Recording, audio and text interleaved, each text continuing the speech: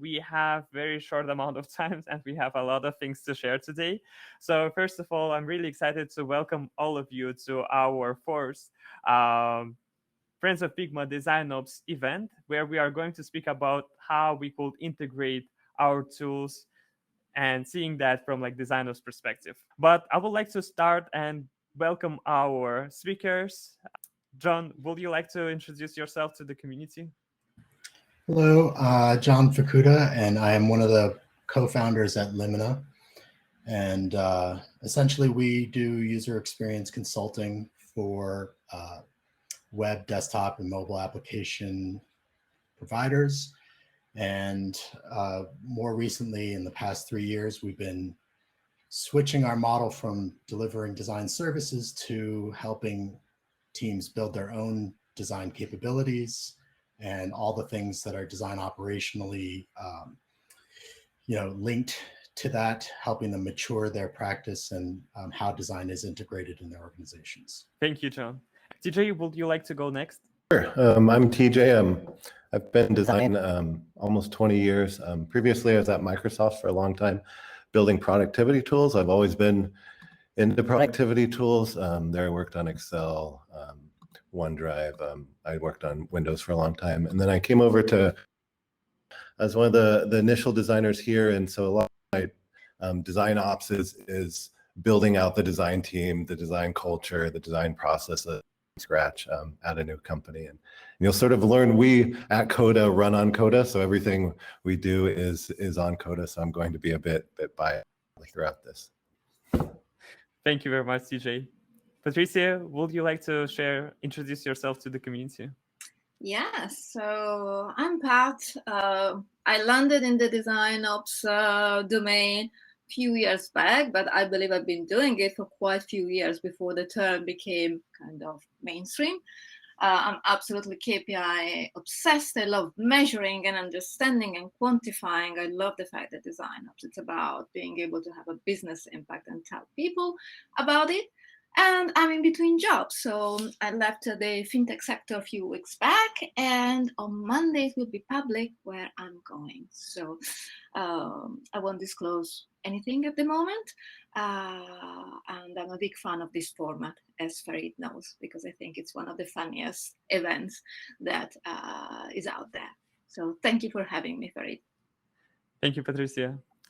And my name is Farid Sabitov. I'm Figma DesignOps community advocate, and I'm working at EPAM as lead experience designer. And today's goal for this session will be a little bit different, and we will speak about how might we make our work more integrated through the tools. So I'm really excited because today we are going to speak about why tools are important, how to select the right tool set, how to adapt specific tool set to your organization, to your stream or team, how to create integrated workflows, and we will speak about the future and exciting future, right? So let's get started. We would like to start with first questions. Why tools are important? So Patricia, would you like to start? So why tools are important? I think that tools are not the key. I think that the problem and the key is that we are wasting a lot. Our designers are wasting a lot of time. There are a lot of inefficiencies. So I pasted there a couple of research and data points that I find extremely relevant. Mm-hmm. So you may have heard or known that actually an average knowledge worker spend 60% of their time doing something that it's not relevant and it's not core to their work. And they did a really good study in the UK, and they assessed that in general, the productivity, it's less than 3 hours. So the point is, tools are a mean to a goal, which is working better, working smarter, delivering quality at speed. The goal shouldn't be, hey, I want this tool because it's cool. I want the tool that serves me to do the right job, that serves the team to work better, faster, smarter, and have fun. From my side, I see that also tools are helping the industry to evolve, because we see that Figma, Coda, Jira, other like this and like large tools are helping us to standardize by creating some templates, by creating community around specific topics that helps us to share the knowledge between different organizations and also standardize and moving us forward.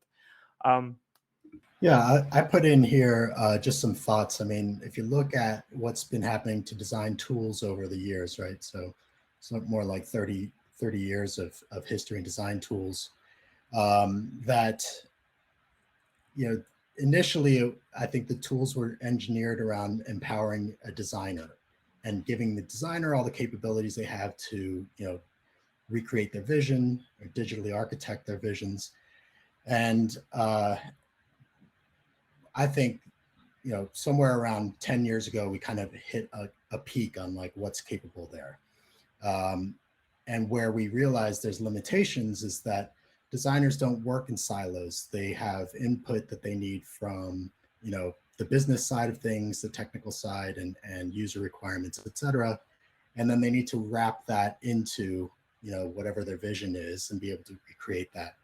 So the trend is shifting away from I'm a designer and I have a tool to make me an excellent designer to I'm a part of a cross-functional team and my contribution has to be fed and needs to feed my collaborators. So you see the shift now in the tools are recognizing, hey, let's not give bitmaps as an output. Let's give vector-based outputs that we can, you know, we can inspect for code and, you know, feed directly into our storybook or whatever it is. So you're seeing the trends move towards a more integrated set of tools, right? So I just put these stickies here. You can kind of read through them and see if you agree or have any other feedback or comments on that. And then just below, and I'll just say, we ran a survey on the onset of COVID to see how teams were adopting tools and how were they working cross-functionally and which tools were supporting the different parts of their processes, whether it was discovery, strategy and planning, the design, execution and management and all that.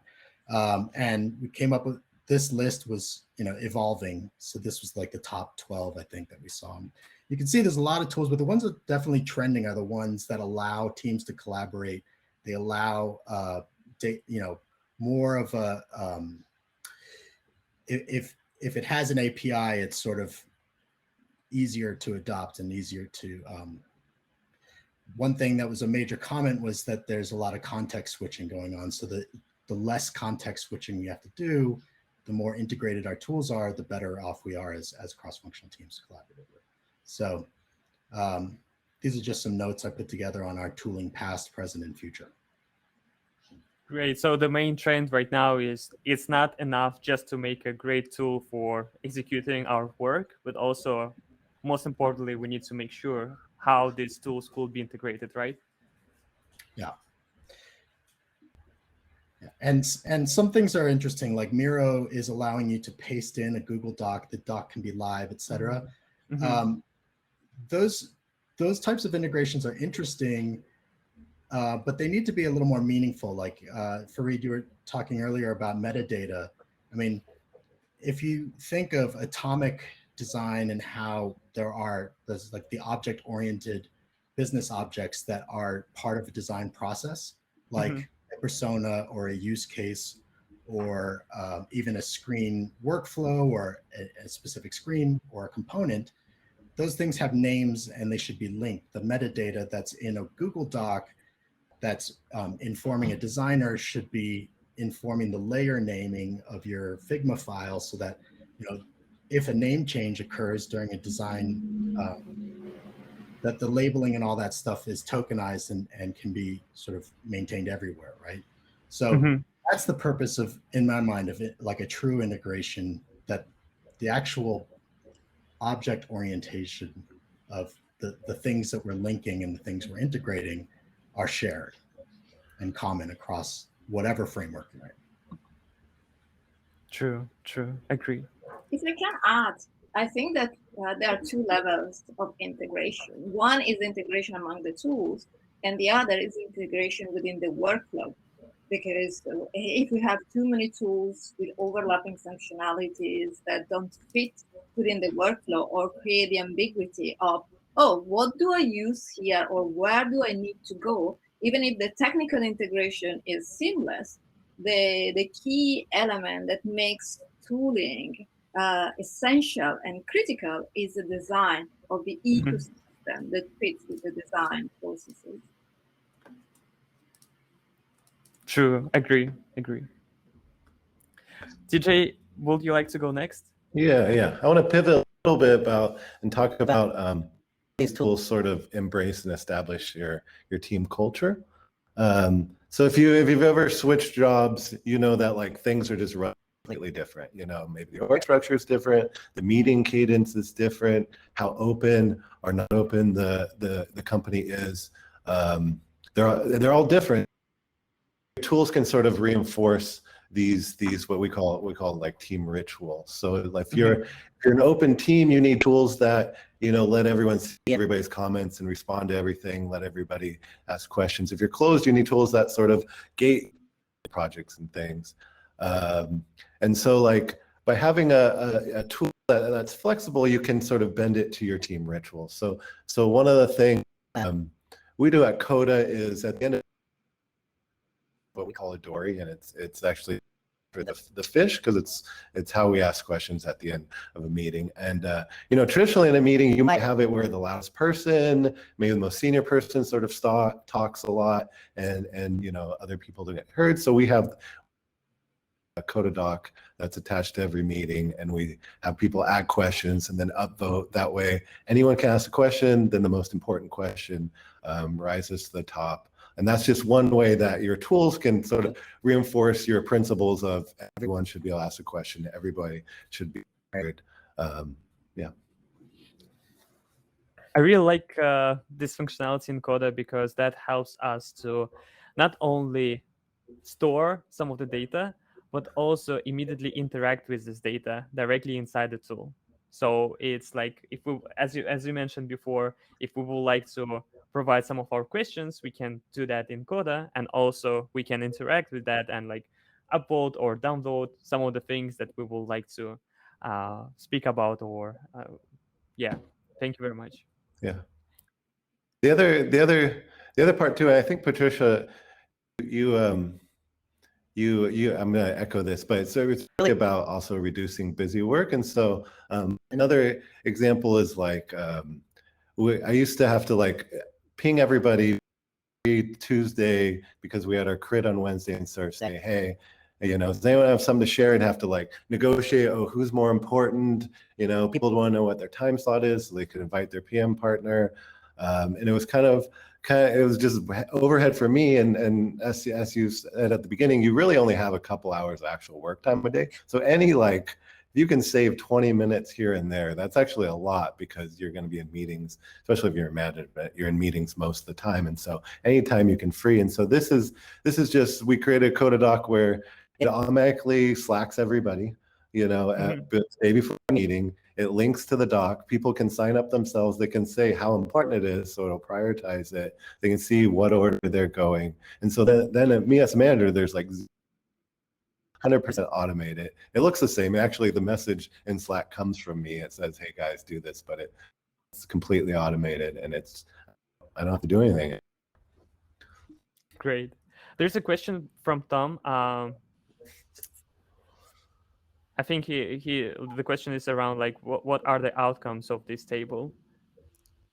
Well, this table, it's just, so then we'll pull it up in the actual crit, and then we'll just walk through. You'll be able to click it and then drill into people's Figma. They'll present. We leave comments in Figma just because it's you know, close to the action. But yeah, it's really about, it's just the agenda for the meeting that's set. Thank you. Can I ask another question? Because this is a question I'm asking myself sometimes. How do you know when automation pings notification are too much? And how do you make sure that those automation that you created are actually valuable and they're not creating noise? Because that's a question that I ask myself. You know, we are basically bombarding the teams with notification and emails and instant messaging. So I'm just curious about your experience. Sorry for taking over. No, yeah, totally. It can be too much. I think a lot of the noise comes through like automatic notifications where the tool itself is notifying, but like in this instance, it's just something I was doing anyways, and it's coming from me, and I just don't have to click send and write the message anymore. So to me, that type is safe because that was something, you know, I was doing. Tools themselves have to be very aware of how much noise they generate, and you know, because users can always turn off the noise. So if you push on the gas too hard, anything, you have to, as a product designer, you have to like find the right balance when you're designing those notifications. Cheers, thanks.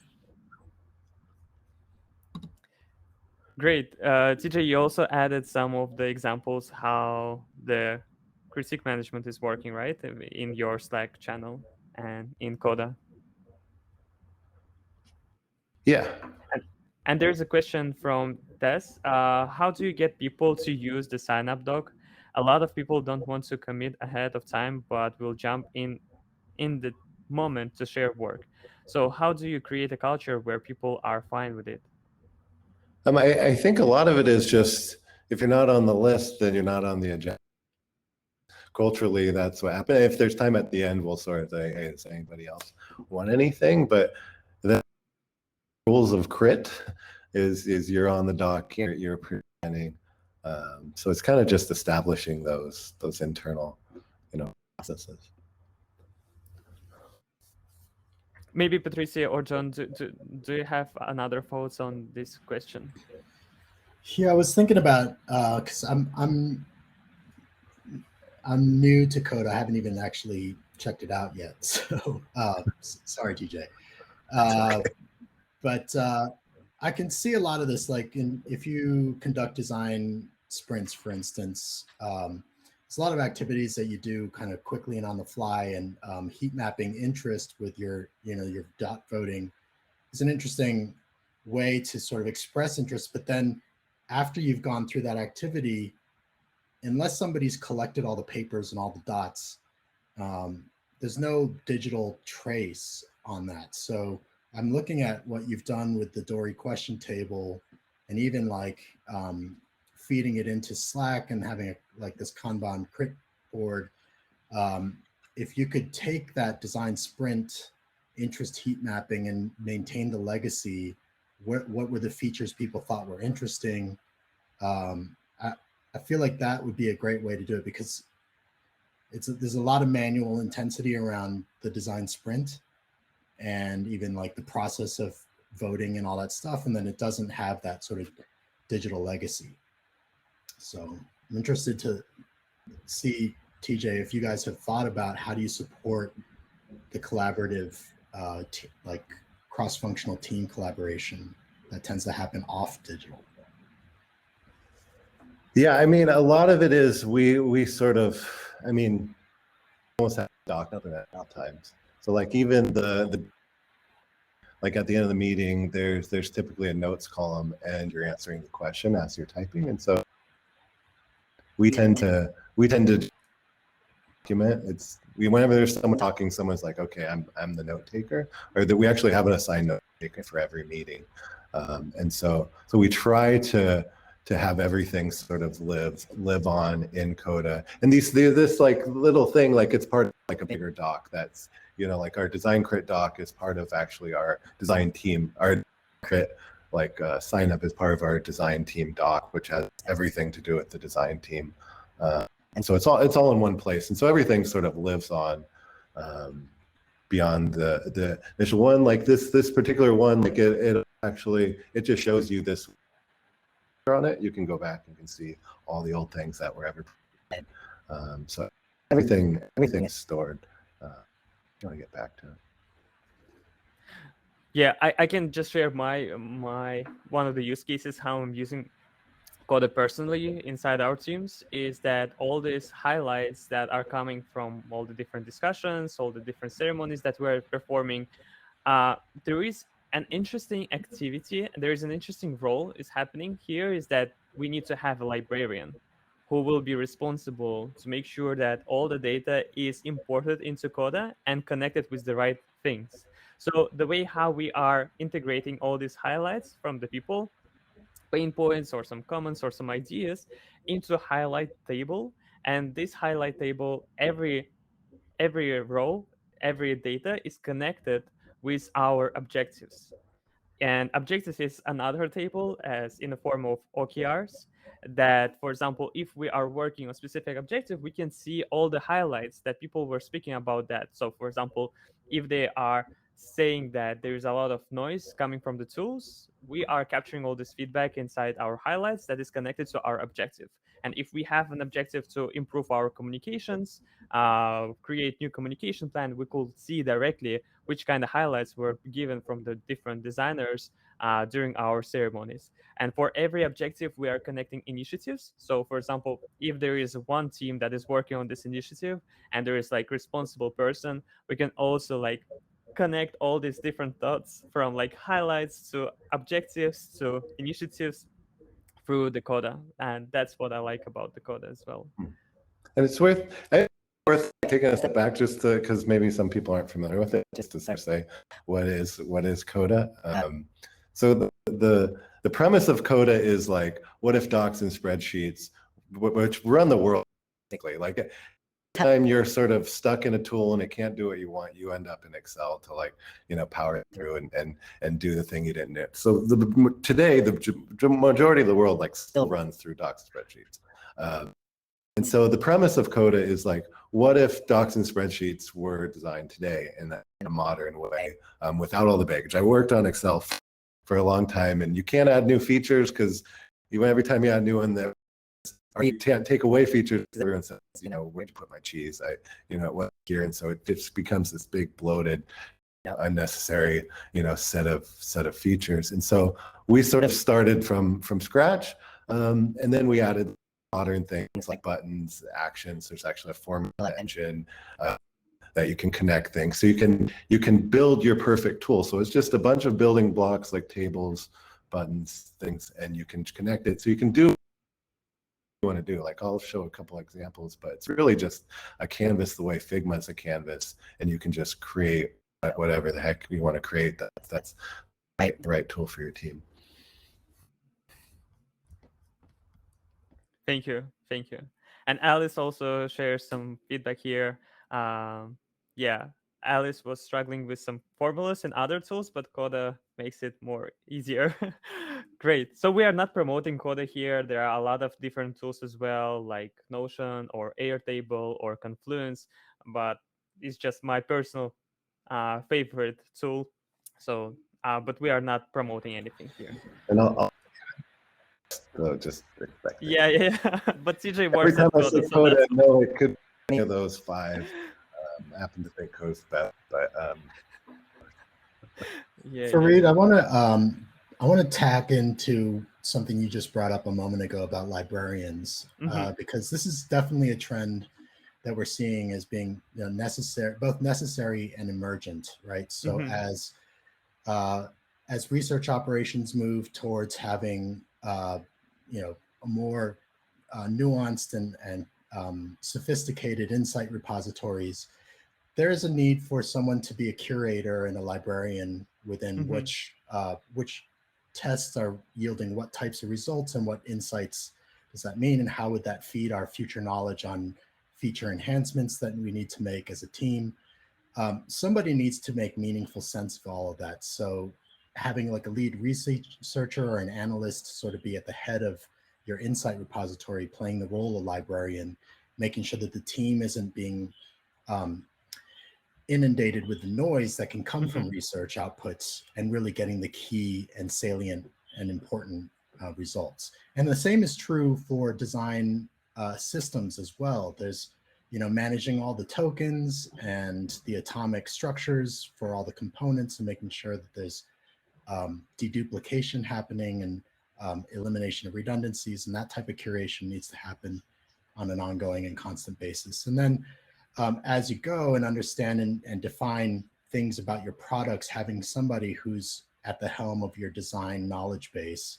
These are the business objects, these are the views and workflows that are related to these business objects. Somebody needs to be in charge of that as well. So this sort of role of librarian and curator and somebody who's almost a firewall between the noise and the team's productivity, I think is really what is emerging as a necessary role as far as design operations goes.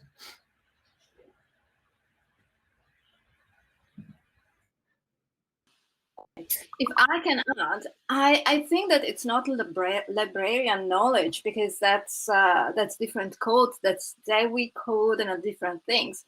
What we are talking about, it's knowledge management. So I was cut and pasting Akof's pyramid, because what a knowledge manager should know is how to organize data, information, knowledge, wisdom, and can create a flow and can create a whole access system where actually data outlives they brief existence, and it's way stronger, because a librarian has a focus only on catalogs and organizing informations, while here we have different levels of information and different impact and different lifespan of each of these elements. Data may live 1 year, 2 years, but wisdom can live 5, 10 years, which requires different processes and different systems in order to be able to serve the organization, not only in the short term, but on the longer term.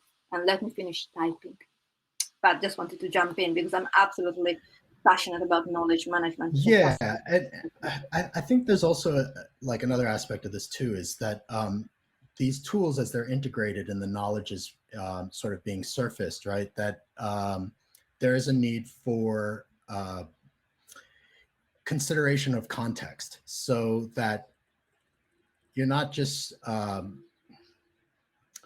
I don't know how to say this, but like Spotify, for example, with their persona database, gave a very sort of curated access. So as they democratize the information and access to the information, that they're not leaving out, they're trying to take care of any possible scenarios where you might misinterpret the data and make your design decisions based on something errant, right? So if you're providing a democratized set of data, that you are also taking care to contextualize and provide the right sort of lens on what a viewer or reader of that information should take away. What's the key takeaway?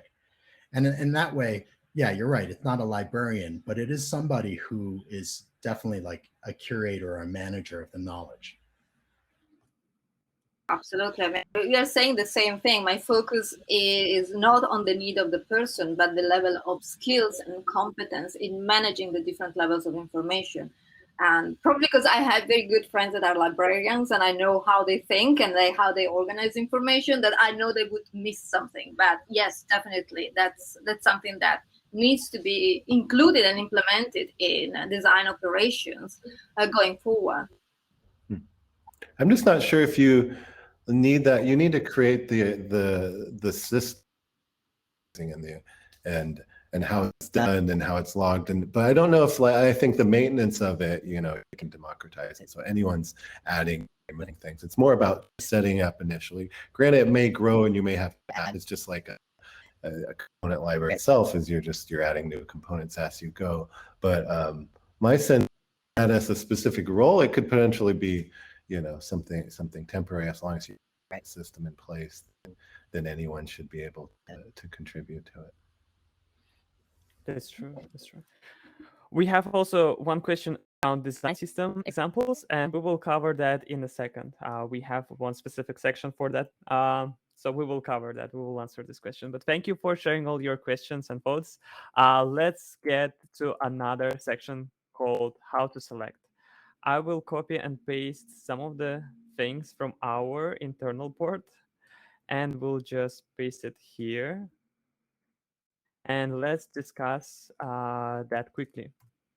So the first thing that I want to share is, like, there are a lot of tool types. And again, you will able to see different thoughts on the same things today, because like that's the goal of the session, that every speaker can share her own thoughts, her own view on that, so we can discuss and find the right balance and like find the truth between all these different views. So from my perspective, I see that there are four main types of tools. The first one is for knowledge, where we can store the knowledge about specific things. The second part is management, something around coordination and making sure that we have the right statuses, we have the right planning and other things as well.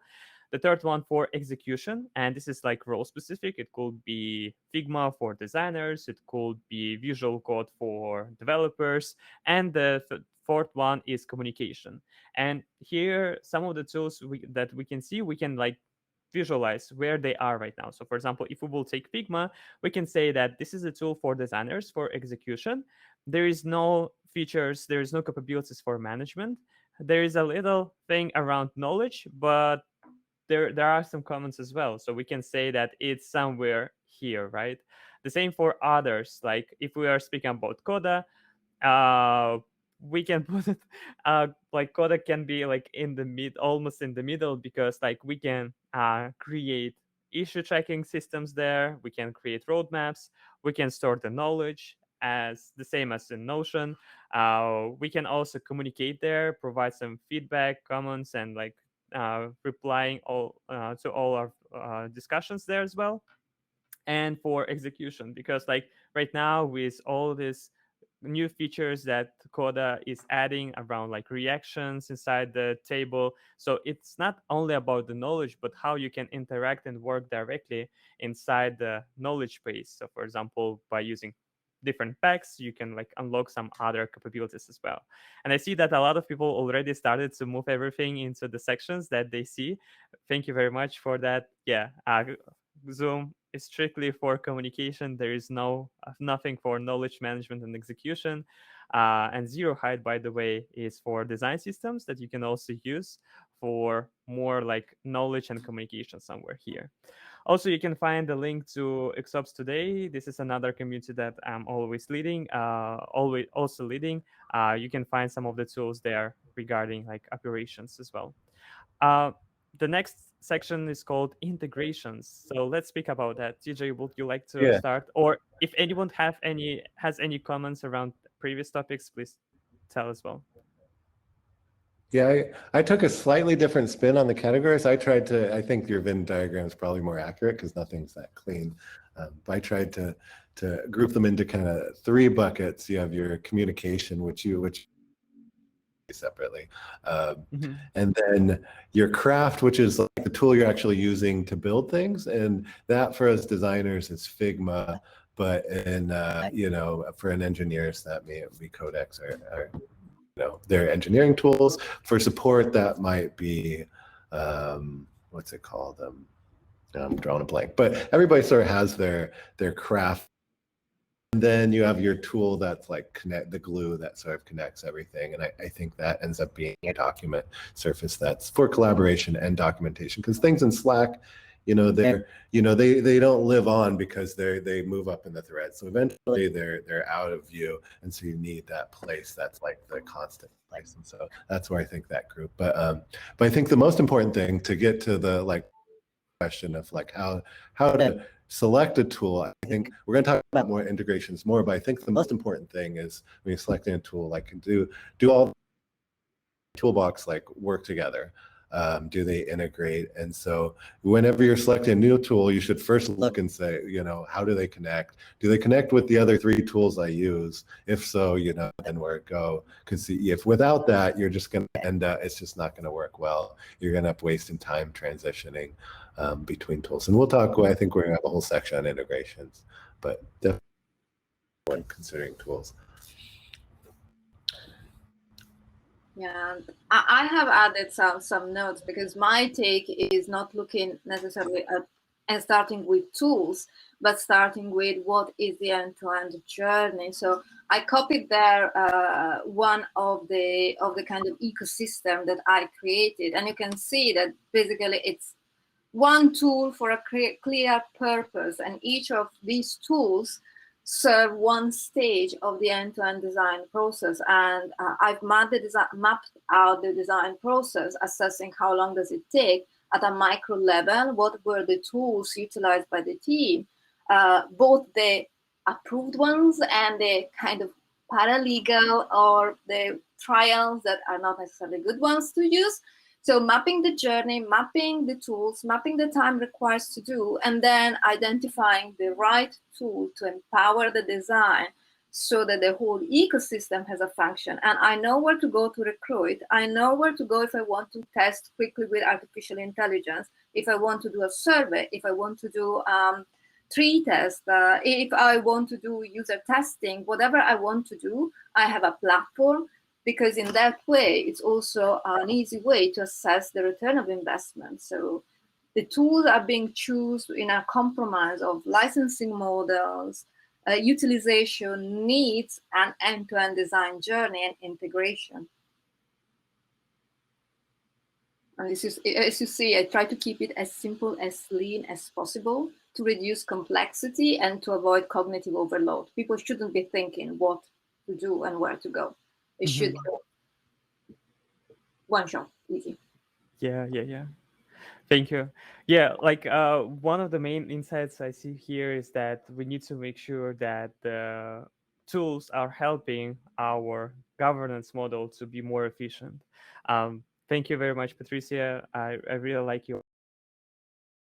We can also speak about the some of the governance models. So again, as Patricia mentioned, it's important to understand your team compositions and understand how these specific tools might be applied for different roles. And also in some of the cases, because like there are different pricing models, right? In Figma, for every editor, we need to pay extra. So that's why if you will think about the different compositions, you will able to visualize which kind of roles do you have and how much people do you have there. You will able to say, okay, design managers don't need to have editing access. They can just have viewing access, for example, and designers and others could like have editing access as well.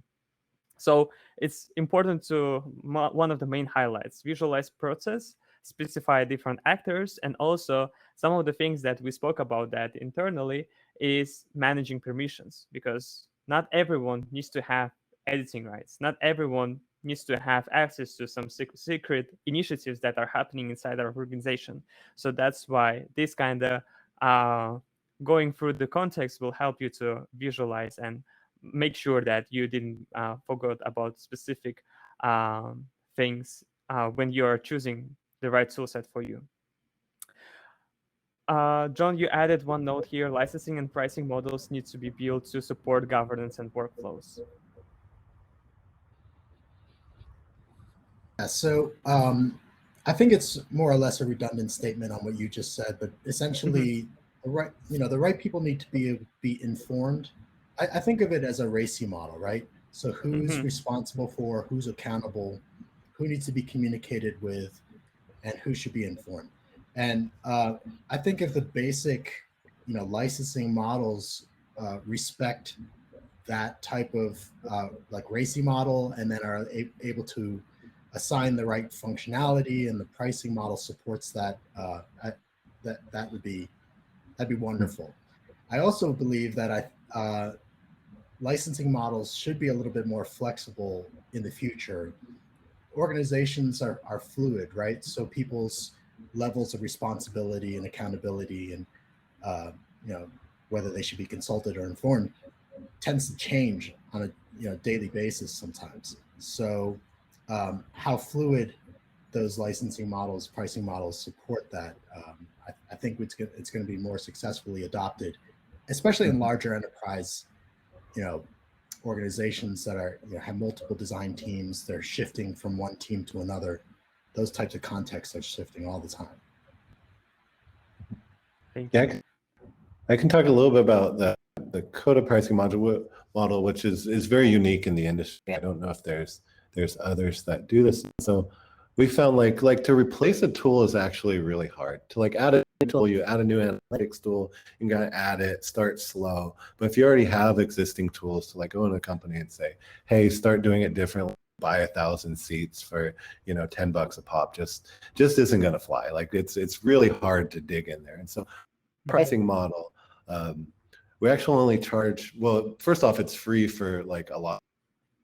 Your docs get too big and you have to pay, or you want to do some different integrations that are paid. But so you can start for free, but then you only pay for people creating docs. And so that only, like, if you had a company, like in this example, you can see like one doc maker, and you have 4 people using that docs, adding that docs, voting on that doc, adding content to that doc. Like you're actually only paying for the one person. So in this, 73 cents per person to use Coda.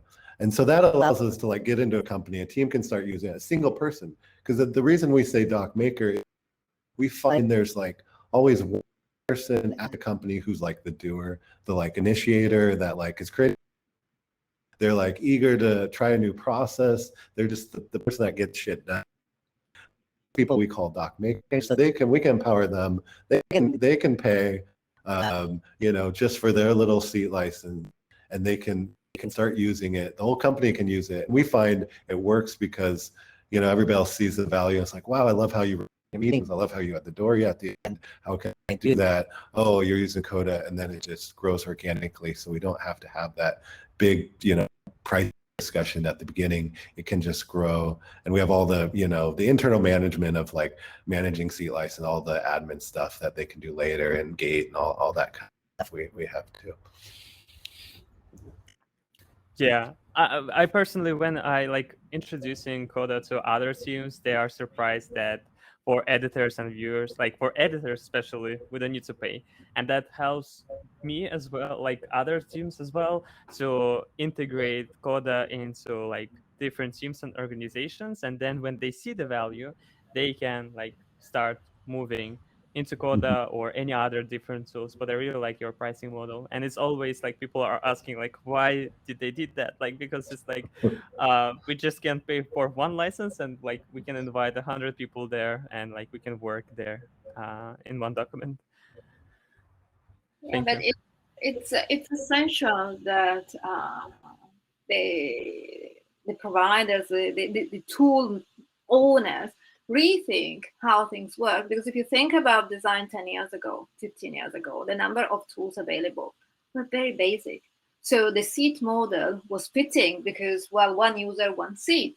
But now, as you were saying, organizations are flexible and fluid. We use a multitude of tools that are integrated. So recently I was in a commercial conversation with someone, and I said, well, I need this tool to work with that one, so can I have a shared license?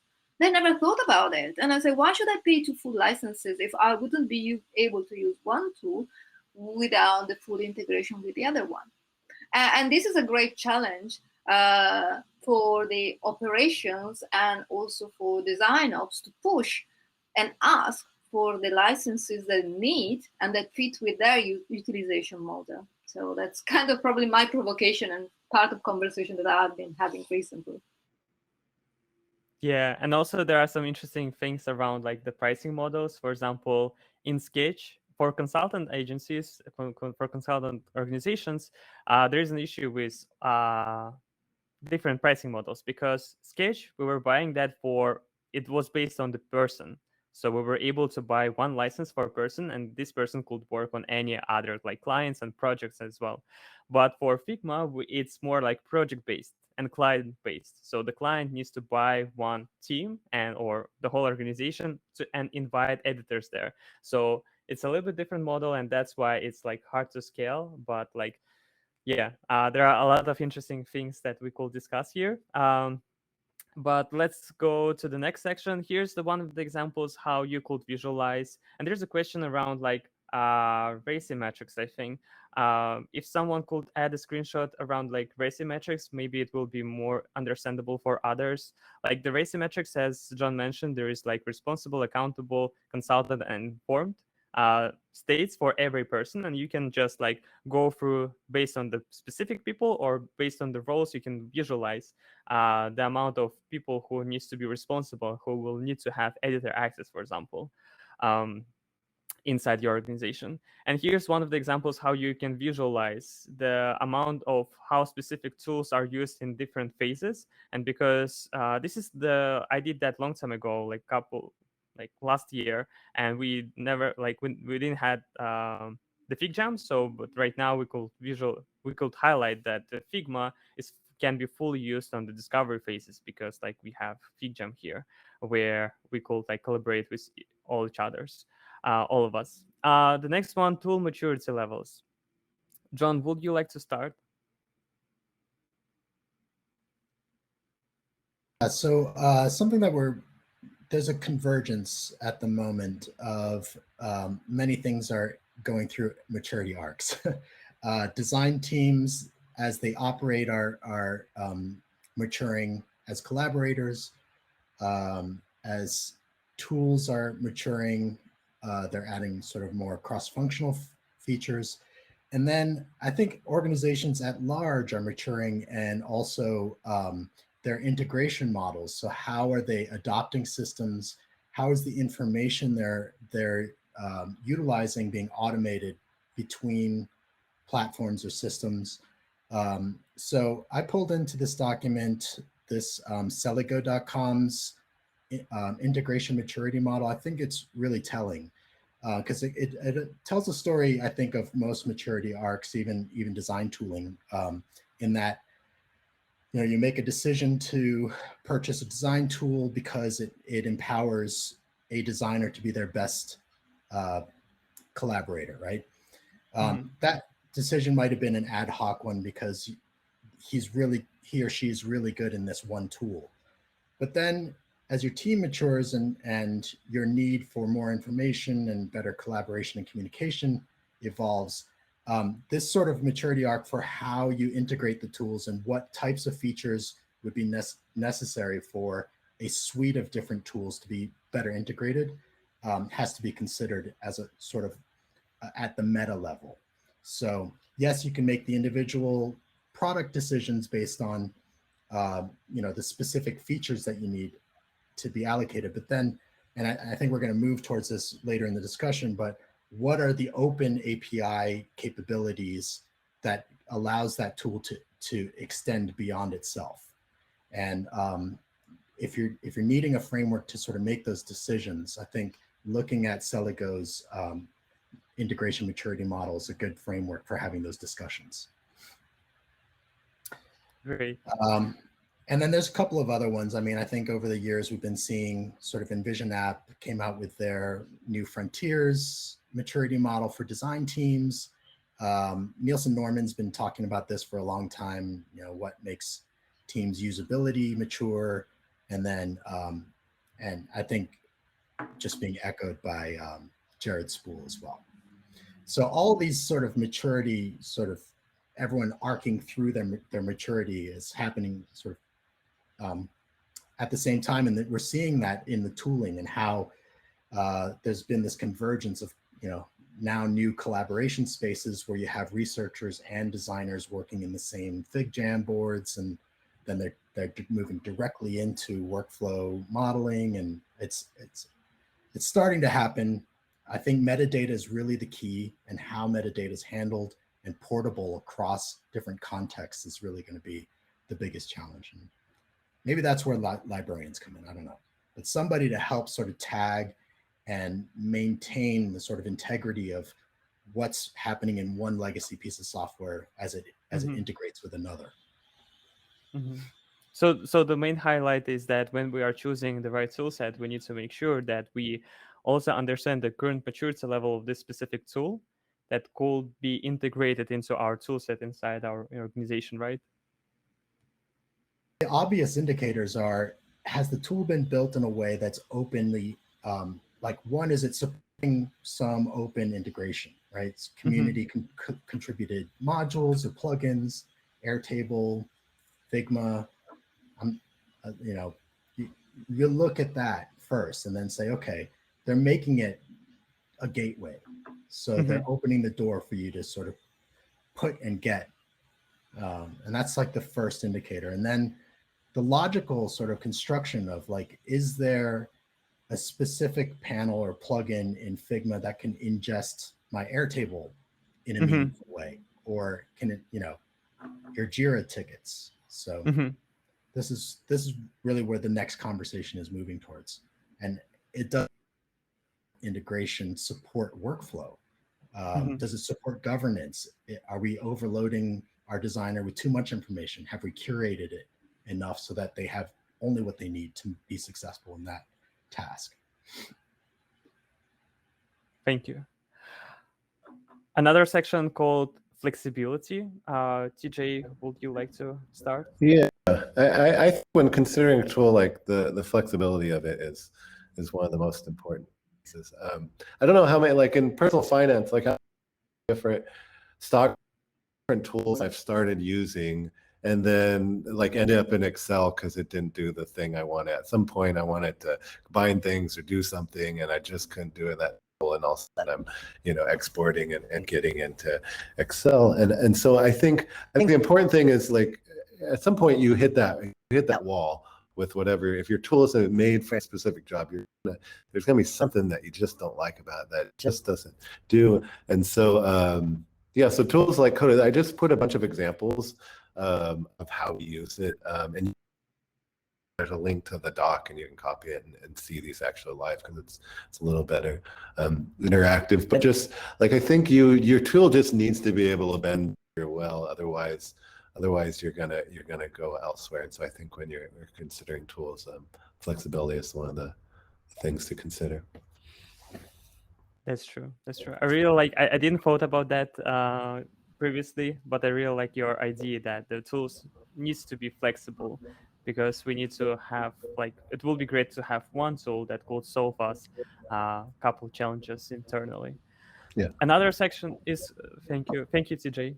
Another section is called security. Again, when we are choosing the right tool set, we need to make sure that all the tools are able to pass our security standards inside the organization.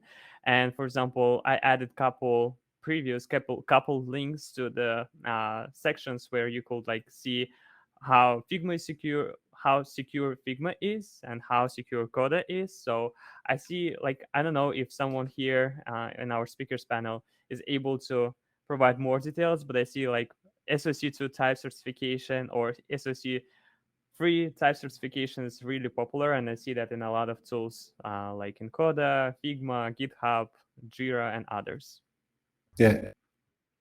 Speaking, you need to get things approved from your admin, and so there's just all the boxes to check. We check almost all of them.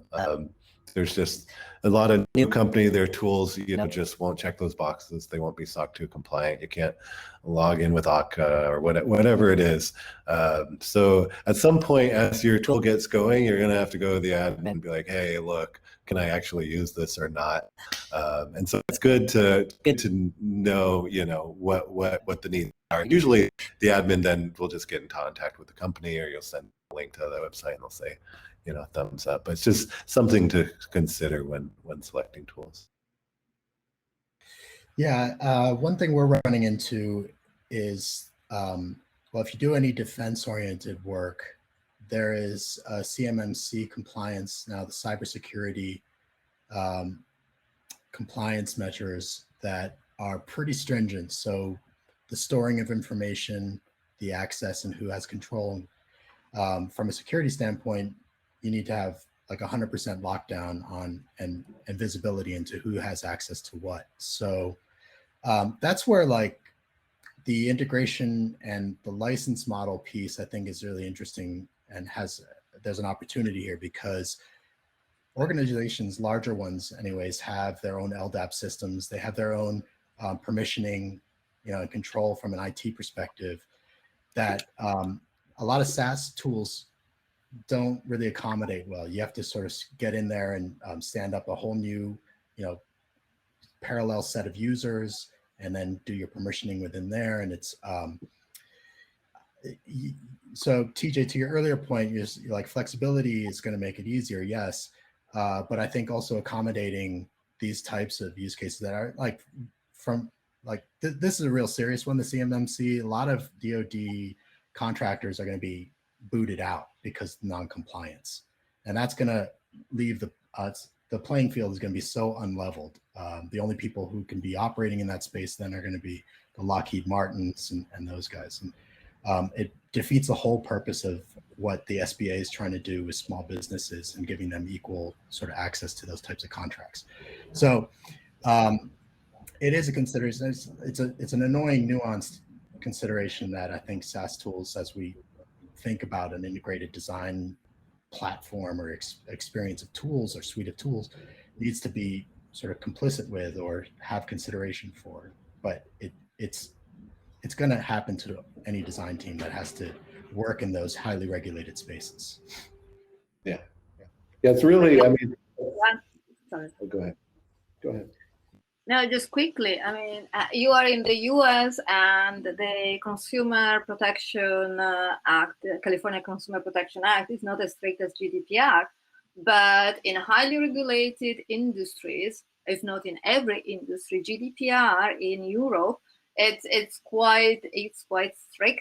So the way that actually data are being handled is critical, because the reputational damage could be massive. You don't want to be in the media because you just accidentally sent an email or some data went out or anything. So it's not only the security of the software, but it's the security of the data. It's the security of the processes that actually protect both the customer and the users, and also the content that we're producing, because it's confidential. So it's a very complex and fascinating topic, but it's critical. So the first conversation has to be with IT and legal to make sure that actually it's compliant with the regulation.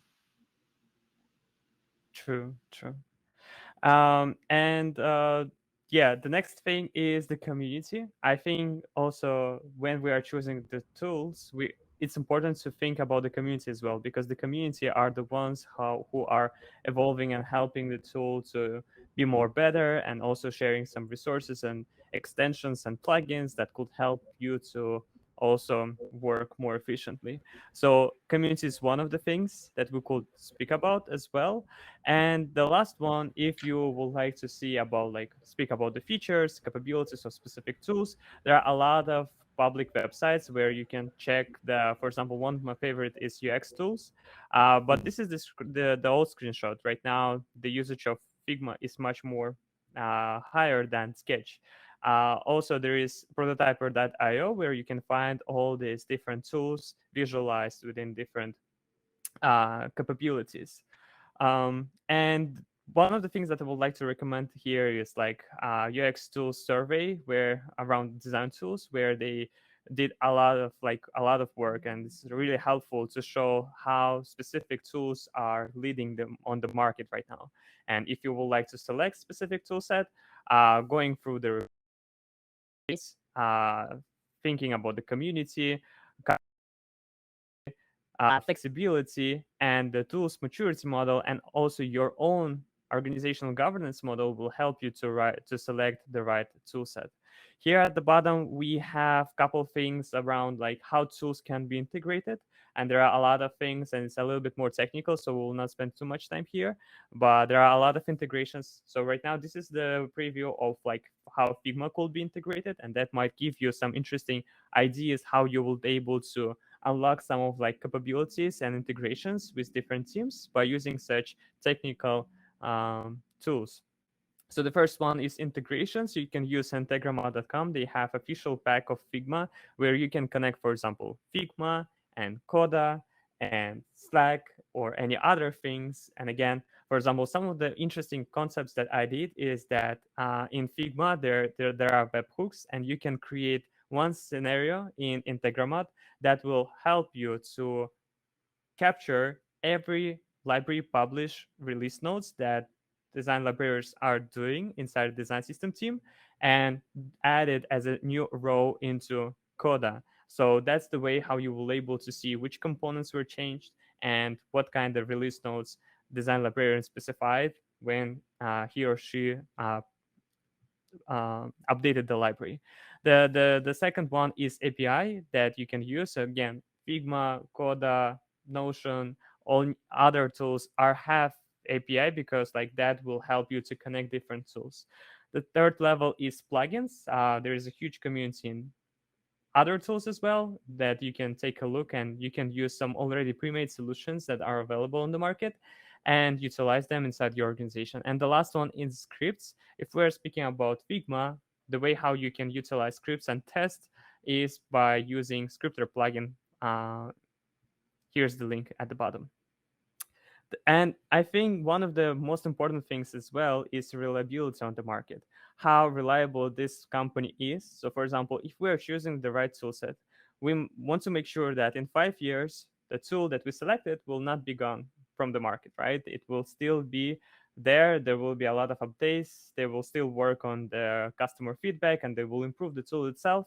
And some of the resources where you can check the reliability on the market is like index.co, where you can find all the information about specific companies, about their investments funds, and how they are, the public news around the company itself. The second thing, you can check also releases, and every tool has this specific website where you can find all the releases that they recently did. And based on these insights, based on this information, you can find how many bugs they've resolved, how many features they are adding, and how they are like, how frequently they are making updates, public updates. The next one is status.figma.com. Again, the status pages are available for every tool, so you can see how reliable they are right now. What is the uptime of this tool? Again, if you are selecting the tool set for your organization, these things are important. I'm going to mention a couple things. We breezed by community, and you touched on plugins, and then you're talking about reliability in the market. So one thing, we're sort of, as practitioners in the space, and even design operators and design managers, are beholden to the tools, right? And a lot of what the producers of these tools hear come from the community. So if there's a bug in the release, or there's a new feature request that's being asked of them, it sort of gets thrown in, and the squeaky wheel sort of gets the attention. As community members and as co-collaborators, you know, and cross-functional teams, it might be worth us making a little bit of noise about integration and meaningful integrations that tools should be thinking about including. So, you know, we can do that on our own. Like you said, as community contributors, we can create plugins, we can utilize their APIs and make cool shit. And then those things might gain traction in the marketplace and get adopted. And what I've also seen in Sketch and Figma is sometimes subsumed completely into the core feature set, which is cool. Sometimes I don't know if the plugin creators, the original ones, get all the credit for it, but I don't know. My point is, I think as we are maturing as practitioners, we should be more demanding of the tool creators, and making those types of requests that are meaningful. So like, not just for me as a designer, but my level of communication, input, output with my collaborators from this tool set, and how can the metadata be transportable, not just the design artifact. That's true. That's true. Great. I think we are able to go to the next section. Oh, there are a couple ideas from Tom. Check out on Miro. A hybrid approach involve the right people in the right ways from the very start. Oh yeah, we see traditional RACI metrics, stakeholder map, and stakeholder RACI map. Interesting. Thank you very much for sharing that, Tom. Great. So let's go to the next section called how to adapt specific tools. So let me just copy and paste that here. There's not enough space, but let me just move a couple of things here so we could discuss some of the things here on the side. Great. So the first question. Okay, we selected how to be able to adapt. So when we are speaking about adapting new tool set or specific tools, personally, I have like 4 main phases where we are starting to adapt new tools. Like the first one is testing.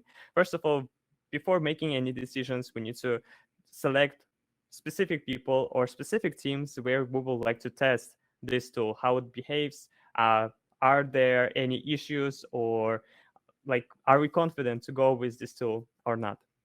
So it happens like in 1-3 weeks where we are just testing specific tool, and after that making decisions, should we integrate that or not. So when we are speaking about adaptation, we don't need to from the day one buy licenses for the whole organization, right? We can start small, test, gather feedback, gather questions, and like work on the next phase called onboarding. When we are speaking about onboarding, right now we are integrating much like not only one team, but couple teams where we are capturing all the feedback and preparing onboarding materials. For example, if we see that we started to onboard or test Figma, we see that there might be some challenges when we are moving our connected libraries from Sketch to Figma. So that's why we need to make sure that on this process, like as a DesignOps, we could like provide some onboarding materials that will help other teams to resolve some of the challenges that we faced before, and we were able to solve them. And the third step is migration. So again, if we decided to go with this tool, right now it's a time to migrate all the data.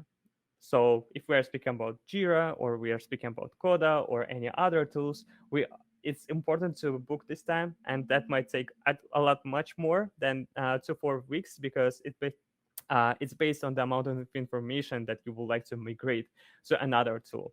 There might be different file formats, there might be different data formats and other things. But at this stage, we are able to integrate specific streams, maybe, or specific departments to the new tool set. And the last step is just support, making sure that this new tool is well integrated into different streams. Again, if they are interested, and helping them with some trainings, with some workshops, with some events, internal events that will engage and will help others to see that we have new tools, that we have new processes, new onboarding materials, and that's the interesting case studies from others as well. Yeah, I'd say with support, one trick you should do whenever looking at a new tool is like contact their support, like with a question, like early on, see how responsive they are. Because even if you're a go-getter and you're going to go to the community and you're going to figure it out, like once you introduce this new tool, there's going to be people on your team that like the support people. Every time they get stuck, they're like asking support. So whenever you're trying a new tool, just test their support team, see how responsive they are, see how good they are. Wow, that's great insight. And also I forgot to mention that, for example, when in most of the companies, I saw that there is a specific person who is onboarded with the team. So for example, if we are buying organizational plan, there is a person who is making sure that this new tool is adopted from the company itself. We had this one, I had a chance to see that in Abstract long time ago, Figma, and other tools as well. So it's called success managers, I remember. But this is the person who is like onboarded with the tool, and like he's helping or she's helping the organization itself to transform and adapt this new tool.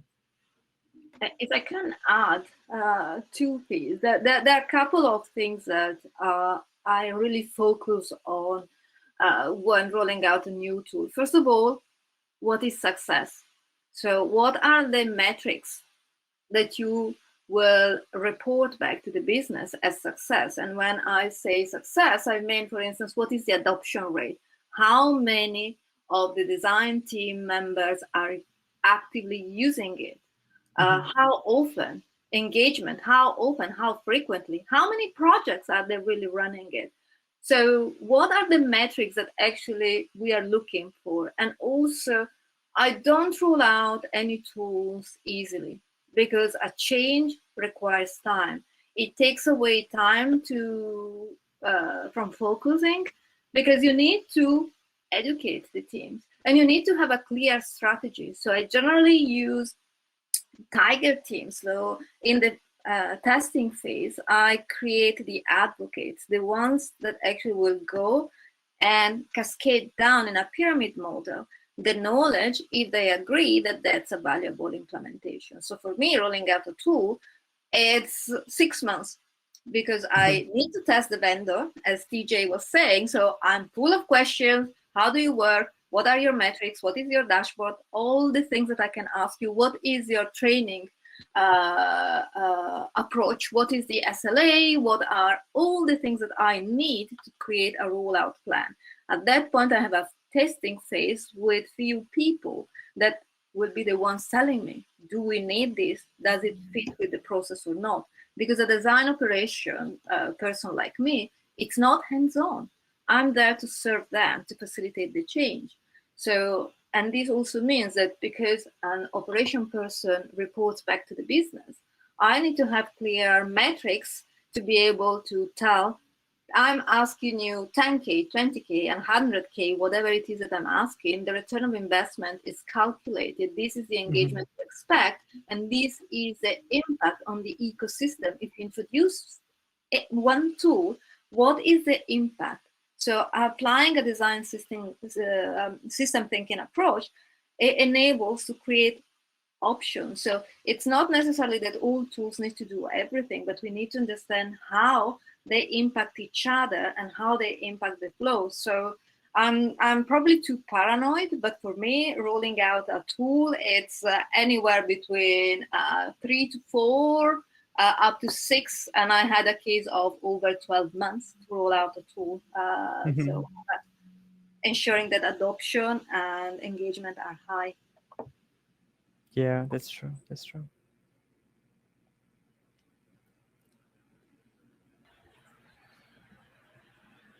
John, would you like to go next? Sure. I pasted this in, and I think folks are familiar with this from Dave Maliff's sort of talk on design operations in their Envision designbetter.co handbook. But this is, it's great in theory, right? If you've ever talked to a large sort of organization that's producing software across multiple functional teams, what this actually looks like on the ground is always hard for folks to fathom it. And in fact, teams are fearful, right? So when you say, hey, we need to have a research stream that's building our capability and understanding the needs of end users, all they hear with that is time cost. And they don't understand that if you have a work stream, a dedicated work stream that's working maybe 3 or 4 sprints ahead of design ideation and providing you that constant feed of the user insights, then it takes away that friction, right? But for them to be able to think of, hey, I need to operationalize design, and I need to operationalize research, and those outputs and inputs need to be seamlessly tied so that we're not experiencing friction anywhere in our deployment processes. It just needs to be communicated in that way, and then that concept has to be floated forward with the tooling. So what does the tooling look like? How can we instrument our research repositories and insight repositories in a way that has meaningful workflow that feeds specific sprints? So like, does it tie into Jira? Does the ticketing go directly to the design team? Are those tickets sort of meaningfully parsed so that the right workflows and screens and components we're working on have all the information they need for the designers to be successful in executing, and that the test planning can be made back to the original insights from the research, that type of stuff. I think, as design operations managers, we need to be having these conversations to look at, I love Patricia's ecosystem diagram, but taking that out of the abstract and putting it into a set of workflows. What is the service design model, right? What are the systems we're getting into and out of? What's the information we're sharing in and out of? And that's why I put this approach in methods for change section down below. So the approach is really that we treat each other the way that we treat all the other industries. So we're designers, we're designing for other people. We should look at our own processes and our own tooling and design for ourselves, right? And too long, I think we've stood as the cobbler's shoes, cobbler in like broken down shoes. We haven't really paid attention inward enough. So treating ourselves like we treat our clients, let's give ourselves the space to ask the questions. How might we better inform design and integrate research insights? How might we automate monitoring of design tasks and actions to inform status? How can these things be automated, right? How can we frame design activities for cross-functional success rather than just like, yes, I'm a designer, I executed this. It has to be completely floated through. And that's going back to Patricia's earlier comment about what are the measures of success? How much time reduction and churn have we eliminated by in this improved process or this integration? And then just down here below, methods for change. It's all the things that you want for your customer, right? Just think of yourself that way. So how can we continuously design and continuously integrate and improve our tooling? And then, yeah, that's TJ, your model of using Coda to build your products and inform your team and continuously improve. That's like the ultimate dream in dog fooding and getting your products to the point where you're serving yourself and the community. So it's all the things. And feel free to read this. I don't want to take up everyone's time by me reading through all this, but for the skills required, design cross-functional teams should have some level of business analysis, and it should have service design operators and systems integrators who are looking at what are the macros in how we're operating and work and engineering our workflows for success. And back to Patricia's point, how do we measure? How will we know when we've been successful? I think these types of things take some business analysis or business analysts type skill sets to do the right workflow diagramming, the right service design mapping. And then for somebody in there with the right skill set to say, hey, this type of metadata is going to be really meaningful across all of our functions. So how can we tool up and build the right APIs that are going to pass the information? Even if we have to do master data management somewhere else, like in Coda, like how can we do that? So that's I think necessary components to adaptation and adoption. Yeah, that's true. Patricia, you added DesignOps is all about change management in a participate way. Exactly. It's kind of summarizing what John was mentioning and what I firmly think design operation is. We are just facilitating a change, supporting our teams, making sure they do the best work, they serve both the business and the customers, and we justify our choices as business decisions. We are not here to manage Picasso, the big creative geniuses. We are here to serve customers through codified processes that enable everyone. So I think that probably, and just reading through your post, John, I mean, what is it about? It's about change management. So DesignOps is about enabling that change.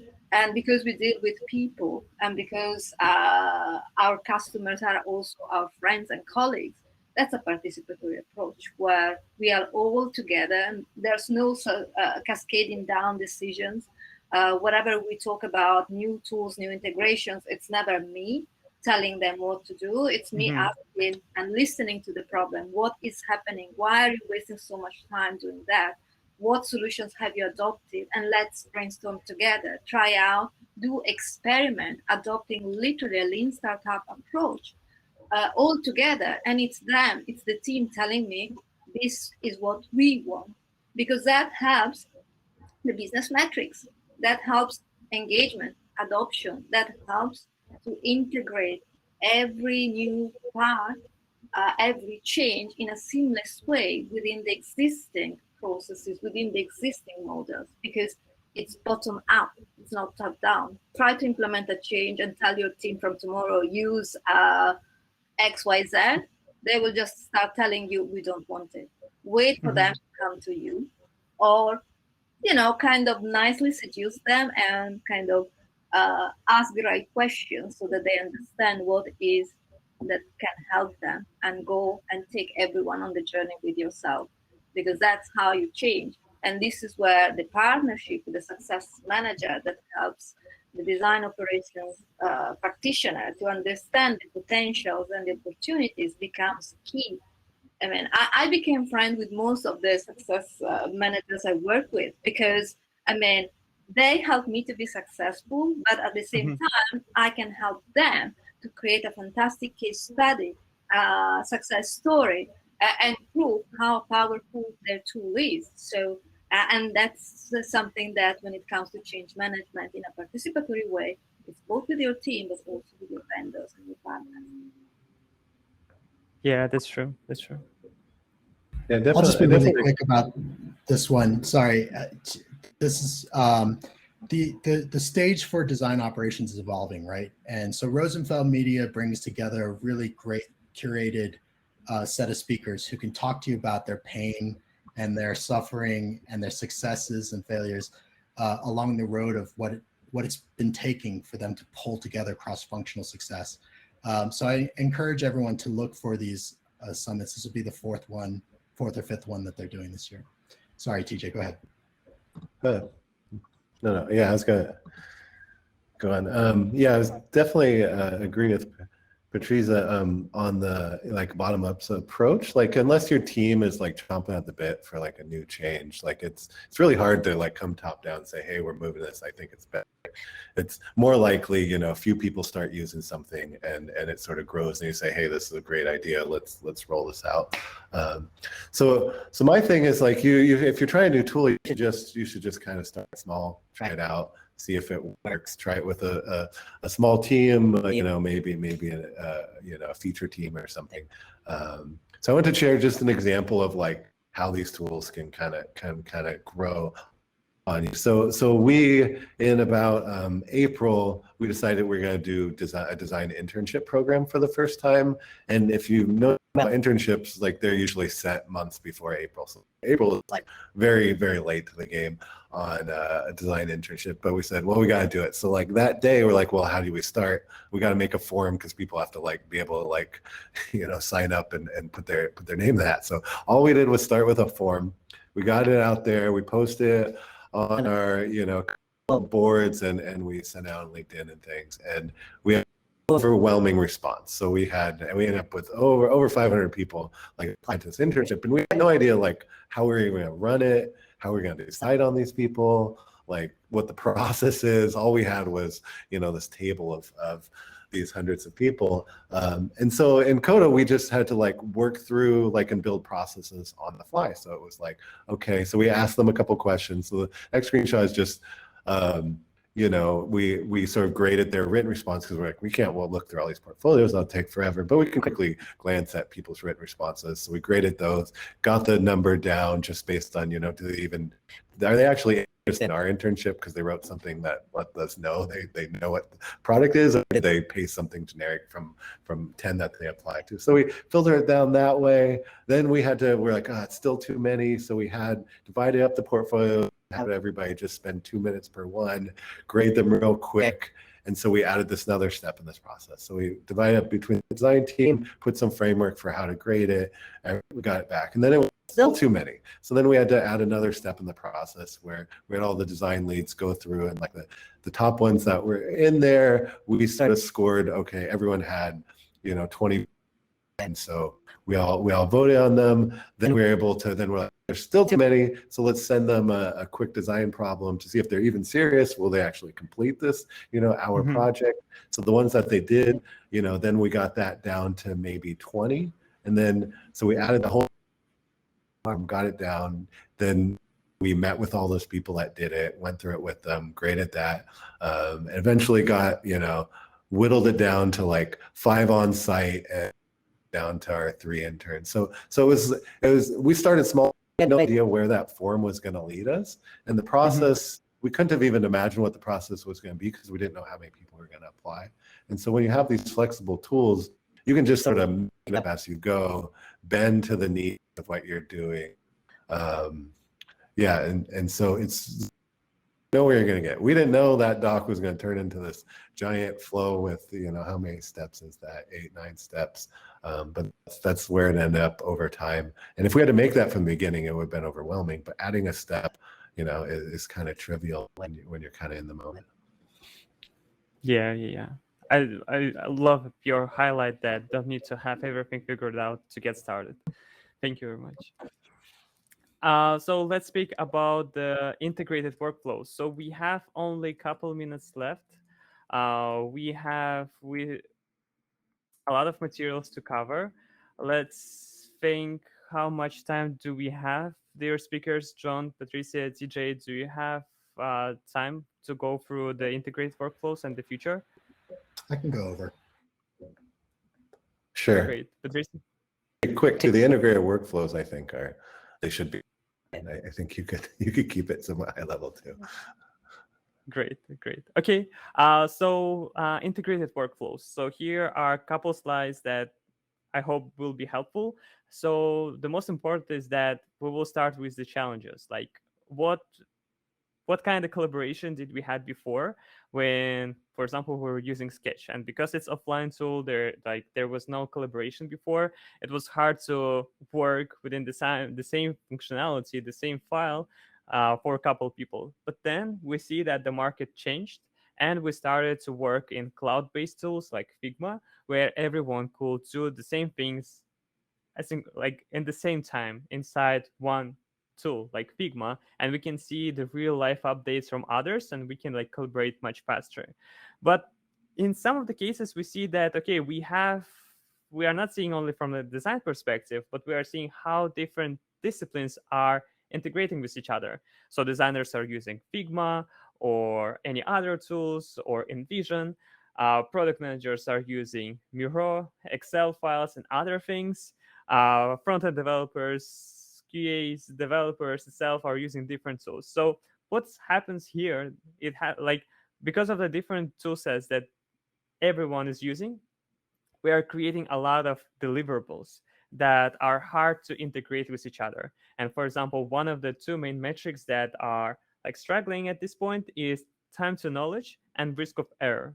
So for example, if product manager would like to know what are the other ideas did we have for like previous functionality, it will be hard for them to search for it because, for example, the tools are not integrated, or some of the things are in Excel, but there's no link to Figma, or there is no integrated workflow that could present the preview and the status of this design, for example, from Figma connected to Jira. And risk of error. So, for example, if we agreed that, okay, we will use Confluence, for example, and someone documented that, and in a couple months, someone came here and wanted to know the latest status, there might be a high chance of risk of error because like the data wasn't updated. So it's really important to think about the ways how we are not only integrating different designers, but how we are integrating different disciplines, but also how we are integrating different product teams or different teams inside the organization. So here it's much more high level things like strategy, what kind of current initiatives do we have on the program level, what are the research insights, because everyone is working on that, but the research insights are not shared across the different products. What are the practices or learnings that we found out from like metrics from like our customers, but like again, they are not shared. So there are like couple three levels when we are thinking about designers, when we are thinking about different disciplines, and when we are thinking about the different teams. And in each of the steps, we need to think about the way how we will be able to integrate that. Personally, I like Coda. I'm not promoting Coda. There is also other tools like Notion, Airtable, Confluence, but while like Coda, because they have packs that will help you to integrate with different tools like Figma, they have great API and it's more mature in the market than Notion. Notion just added API recently. You can create a workflow of like different tools and deliverables where there is a librarian, the person who's responsible for the knowledge, and all these deliverables can be stored in any other sources, right? Dropbox or OneDrive in Microsoft, but we need to make sure that all the main highlights, all the main information is stored in Coda. So in that way, we can integrate design system, user research database, product knowledge page, knowledge base, and other things in one place. Some of the things again, I'm not promoting Coda. It's just like my favorite tool. We can integrate Jira, we can integrate Excel, we can integrate other products where, for example, if someone is creating ID bank in Excel or in Coda, they are able to quickly see the status of the Jira tasks in Coda, for example. You can also create more interactive knowledge bases rather than Confluence, for example, by adding reactions, by adding formulas inside tables. You can also create different views, because when we're speaking about knowledge management, it's also one table, one view will not be enough, will not be applicable for others. So for example, designers need to see the status of like Figma designs, but product managers will, for example, would like to see the analytics that were connected to this specific capability. And also we can integrate different tools through the packs like Jira issues, Figma, GitHub releases and issues, and other things as well. I think maybe TJ will able to share more details about Coda. Sorry, TJ, for taking that part, but yeah, we can. Yeah, TJ, would you like to add some of your thoughts here? No, I appreciate that. That's good. That's good. Yeah, I can tell you we're in the process. We're gonna all those integrations too. So like anything you can do now, expect big things in the future. Thank you. Great. The next section is traceability and visibility. John, you added a couple of notes here. Could you elaborate, please? Yeah, so for everything that a cross-functional team executes on, there was a source. Where did that initial need come from? Was it a business requirement, user requirement, technical requirement? And as we execute across our work streams, we tend to lose that traceability, right? So even to the point where we've executed something, we don't even know how to test it for the accurate, was this a successful design? So the more integrated these tools are, and some central hub, a single source of truth that sort of knows where that original requirement came from and can tie all the things that we've done as a cross-functional team back to that original request, says that helps, one, like I said, when you're done measuring it, but two, along the way, you did a bunch of stuff, your team sort of spent time, they had meetings, decisions were made. All those things can be tied back to that thing, so that when you see a requirement that's impacting something, you have the scope of impact in mind. You can say, hey, if this thing changes, we know how many more conversations we're going to have, how many more design iterations it's going to take, or how many things were impacted by that requirement change. So traceability is huge. And the more that we can elevate visibility of that trace, so no matter where that source, that single source of sort of the tie that binds exists, that it can manifest in contextually relevant ways. So that, during the work, where the requirement came from, what it was, who it's for, what the task is, blah, blah, blah. But then when you're done, you know how to measure it, where, who are the specific user types that this type of pain is being built to resolve, right? And test it for that. So it's a real way of sort of building that sense of shared destiny from your cross collaborators into one idea. Did we succeed? It's really key, and really we're hammered by our tools in capability of elevating the traceability at the moment. So a place like Coda could be that central hub where all your things are sort of tied into the same knowledge kernel that are going to make you successful as a team. That's true. That's true.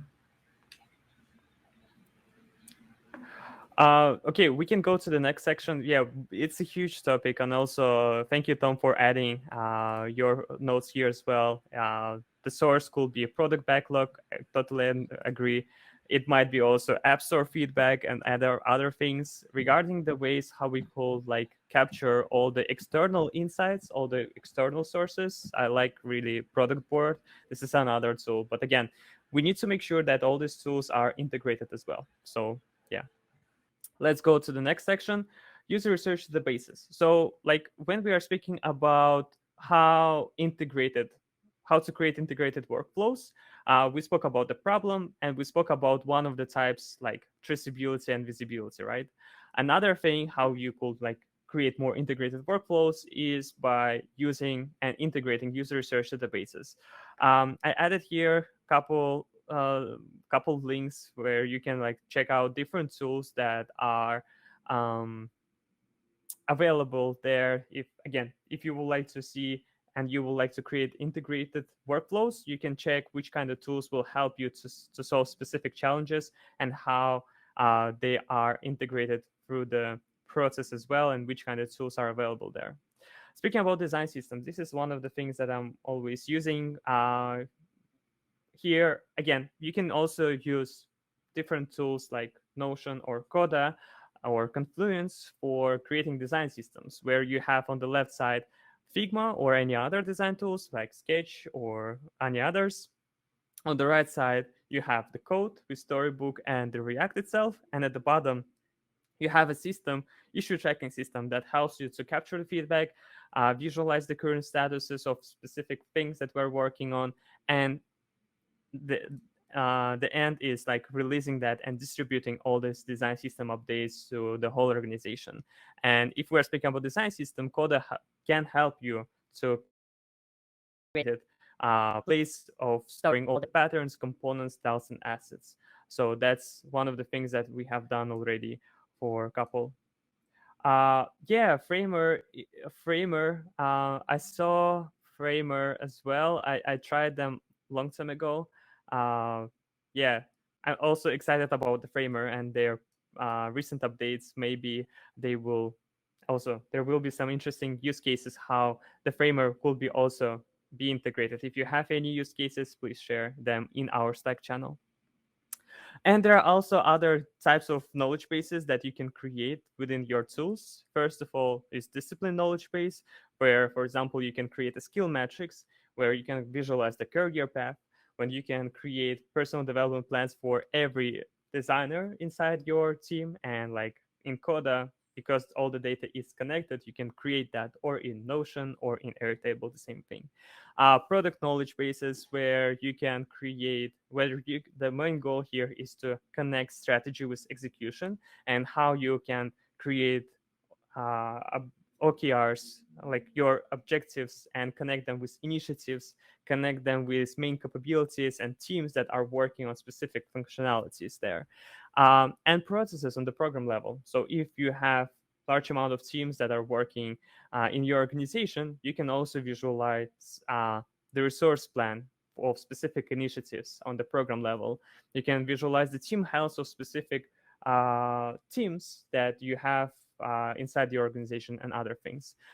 Here is some of the examples of the tool sets from TJ. TJ, would you share more details here? Sure. This is just like illustrating like the importance of these tools being interconnected. So internally, we actually mainly use these three tools. Like it's just Figma, Slack, Coda, and we have other ones that like. But these are the primary ones. And I think with tools, like the first problem you need to solve is like the notification. Every app, will have. Something gets created, like what you need to know about, someone gets added, someone shares something with you, someone comments, someone replies to a comment. Like there's all these communications. It used to be where you pump that email and they kind of got lost, and you'd have to look to all these tools of like, okay, my new events in this tool versus that tool with that tool. Slack did a really good job solving that with their integration. So like for me personally, all my notifications come. I got a channel coming from Figma anytime someone sends something to mine or replies. Same thing with Coda. Anytime someone calls in Coda or someone assigns me a task or something, it gets pumped into Slack. So I have like your one source notifications, which I think is very important to solve. It's like having relationships between these.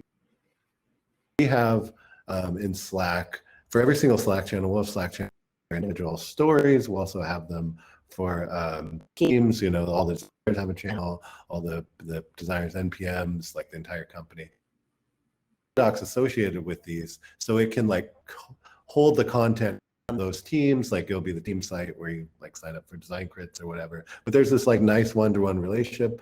At the top of every Slack channel is the link to the Coda doc. And so it just allows you to kind of move naturally between these different relationships between Coda and Figma. So like, we have our like style guides. Within those, we have our embedded Coda our Figma files that show, the button, patterns and things or whatever.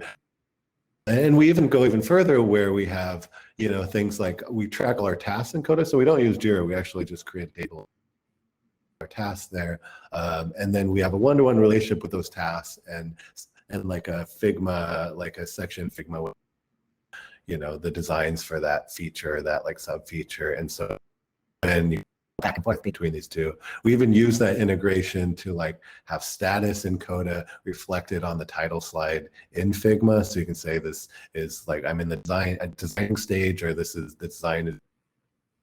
If you happen to be in Coda or in Figma, you can go in and there's like a, you know, red sign that says, you know, this is the designing phase. Hey, engineer, don't start coding it yet. So you can have these relationships between tools. That's great. That's great. I really like your the idea of like by using the right naming conventions in Figma, we can visualize statuses in Coda. Love it. Thank you for sharing. Great. And I also added a couple use cases how we did that in our teams as well. The first use case is just to have integrated that data. For example, connect Storybook with Figma and Jira, right? This is pretty simple because you can use, you can connect that information inside Coda. The second part is integrating disciplines. For example, if we are working on specific user stories, we are able to connect specific user stories to design, backend, frontend, QA, BA, and others. The third use case is automations. So, for example, one of the things that I did on with one of the projects is we were able to solve the issue of copywriting by storing all these values of all these keys for different localizations inside Coda. And also there is a in the Figma pack, you are able to provide comments directly into Figma, and that's the way you can like synchronize some of the data there as well. And the first step is like creating design systems or user research databases. You can do that with Coda, again, if you will able to connect design and code and content in one place. So that was one of like, it took us like almost 2 hours. That was our longest session. So thank you all for staying with us.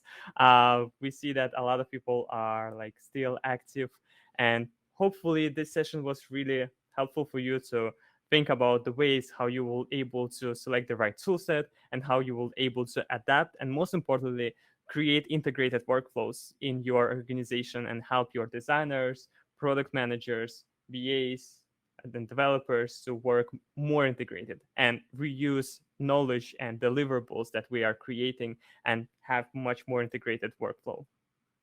Thank you all for your time. As always, we will share the recording on the weekends. We will share all the things in our follow-up email. And also, if you still have any questions, please feel free to ask them on Twitter by tagging our Friends of Figma DesignOps account, or you can join our Slack channel that is available on our Friends of Figma homepage. And you can ask your questions there, and we will be able to answer there as well. And we can continue our discussions there. Thank you all for coming. All right, thank you, Fareed. Thanks so much for having me. Thank you. Have a great day. Take care. Bye-bye. Take care. Bye.